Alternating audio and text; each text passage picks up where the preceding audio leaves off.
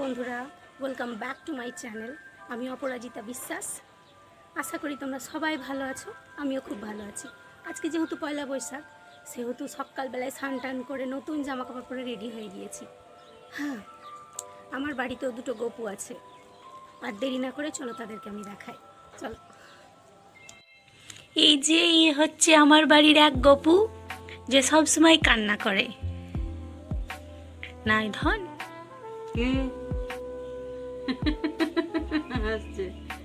আর এ হচ্ছে আমাদের বাড়ির আর এক গপু। আজ পয়লা বৈশাখ সেহেতু মা ওকে স্নান করিয়ে নতুন জামা পরিয়ে সাজিয়ে গুজিয়ে ভোগ দিয়ে রেখেছে।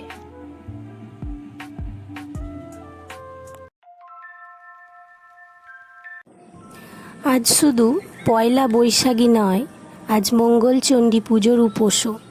তাই আজ বাড়িতে লুচি আলুর দম হচ্ছে, যেহেতু আমি ভাত খাবো না। তো চলো তোমাদের সাথে আলুর দমের রেসিপিটা শেয়ার করি। প্রথমে কড়াইয়ে একটু সরিষার তেল দিয়ে তেল গরম হয়ে এলে তাতে সেদ্ধ করা আলুগুলো দিয়ে দিতে হবে। আলুগুলো দিয়ে একটু নাড়াচাড়া করে নামিয়ে নিতে হবে।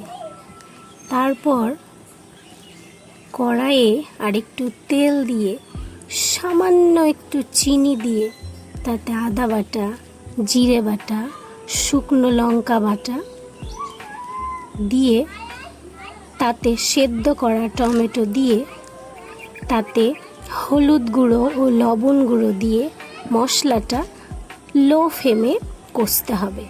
একটু কষা হয়ে এলে ভেজে রাখা আলুগুলো তাতে দিয়ে কিছুটা সময় নাড়াচাড়া করে কষা হয়ে গেলে ওতে অল্প একটু জল দিতে হবে এবং নামানোর আগে তাতে কটা কিশমিশ দিয়ে নামিয়ে নিতে হবে। আমি করেছিলাম যেহেতু কিশমিশটা দিয়েছিলাম, তোমরা নাও দিতে পারো।